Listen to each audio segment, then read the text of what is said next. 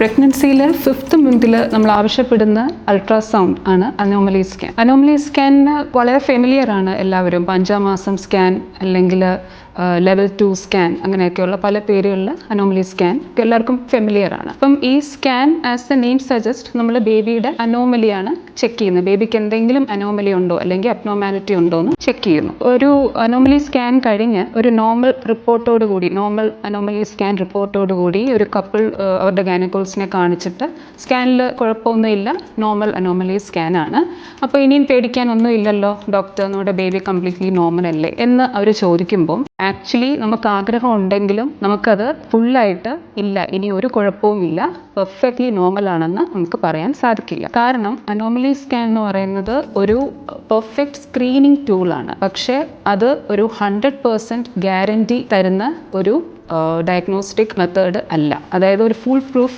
Document അല്ല. ബേബിയുടെ normalcy എന്ന് പറയുന്നത് സ്ട്രക്ചറൽ നോർമൽസി മാത്രമല്ല, ഒത്തിരി ആസ്പെക്ട്സ് അതിൽ ഇൻവോൾവ് ആണ്. അനോമലി സ്കാനിൽ നമ്മൾ ചെക്ക് ചെയ്യുന്നത് ബേബിയുടെ സ്ട്രക്ചറൽ നോർമൽസിയാണ്. അതായത് ബേബിയുടെ ഘടന, കൈ, കാല്, കഴുത്ത്, അങ്ങനെ ഹെഡ് ടു ടോ നമ്മൾ എക്സാമിൻ ചെയ്യും സ്കാൻ വഴി. എന്നിട്ട് അതിലെന്തെങ്കിലും ഒബ്വിയസ് ആയിട്ടുള്ള ഒരു സ്ട്രക്ചറൽ അബ്നോർമൽസി ഉണ്ടോ എന്നാണ് നമ്മൾ നോക്കുന്നത്. പക്ഷേ ഒരു കുട്ടി ജനിച്ചു കഴിഞ്ഞ് കുറച്ച് ഡെവലപ്മെൻ്റ് ഒക്കെ ആയിക്കഴിയുമ്പോൾ മേ ബി ഒരു 2 വയസ്സൊക്കെ ആകുമ്പോഴായിരിക്കും ഇപ്പോൾ പ്രത്യേകിച്ചും നമ്മൾ കണ്ടുവരുന്ന ഒരു സിറ്റുവേഷൻ അല്ലെങ്കിൽ ഒരു കണ്ടീഷനാണ് ഓട്ടിസം.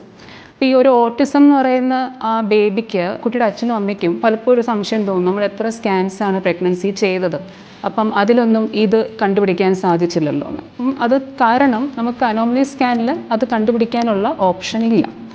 രണ്ടാമത്തെ നേരത്തെ ഞാൻ പറഞ്ഞു, സ്ട്രക്ചറൽ നോർമൽസി ആണ് നോക്കുന്നത്. ഇതിൽ തന്നെ ചില മാർക്കേഴ്സ് ഉണ്ട്. നമ്മളിങ്ങനെ ഓരോ ഓർഗനും അസസ് ചെയ്ത് അല്ലെങ്കിൽ ബേബിയുടെ ഓരോ സിസ്റ്റം അസസ് ചെയ്ത് വരുമ്പം ചില മാർക്കേഴ്സ് നമ്മളെ ഹെൽപ്പ് ചെയ്യും. മേ ബി ഈ ബേബിക്ക് ഒരു ക്രോമസോം അല്ലെങ്കിൽ ജനറ്റിക് ആയിട്ടുള്ള എന്തെങ്കിലും അസുഖം വരാനുള്ള ചാൻസ് ഉണ്ടെന്ന്. കാരണം പലപ്പോഴും ഈ ബുദ്ധിക്ക് തകരാറ്, അതായത് ഇൻ്റലക്ച്വൽ സ്റ്റാറ്റസ് അഫക്റ്റഡ് ആവുന്നത് ജനറ്റിക് അല്ലെങ്കിൽ ക്രോമസോമൽ അബ്നോർമാലിറ്റീസിൻ്റെ ഒപ്പമാണ്. അപ്പം അങ്ങനെ എന്തെങ്കിലും മാർക്കേഴ്സ് ഉണ്ടെങ്കിൽ ഈ പറയുന്ന പോലെ അത് ഡയഗ്നോസ് ചെയ്യാൻ അനോമലി സ്കാനിന് സാധിക്കില്ല. അതിന് വീണ്ടും ആംനിയോസെൻറ്റസിസ് പോലത്തെ പ്രൊസീജിയർ വഴി കുട്ടിയുടെ സെൽസ് ടെസ്റ്റ് ചെയ്താൽ മാത്രമേ ഈ കുട്ടിക്ക് ഈ പറയുന്ന ക്രോമസോമൽ അല്ലെങ്കിൽ ജനറ്റിക് അസുഖം ഉണ്ടെന്ന് സാധിക്കുകയുള്ളൂ. സോ അനോമലി സ്കാനിൽ അതും നമുക്ക് പറയാൻ സാധിക്കില്ല. മാർക്കേഴ്സ് ചിലപ്പോൾ നമ്മളെ ടു ആൻ എക്സ്റ്റെൻറ്റ് ഹെൽപ്പ് ചെയ്യും. നമ്മൾ ബേസിക്കലി നോക്കുന്നത് സ്ട്രക്ചേഴ്സ് നോർമൽ ആണോ എന്നുള്ളതാണ്.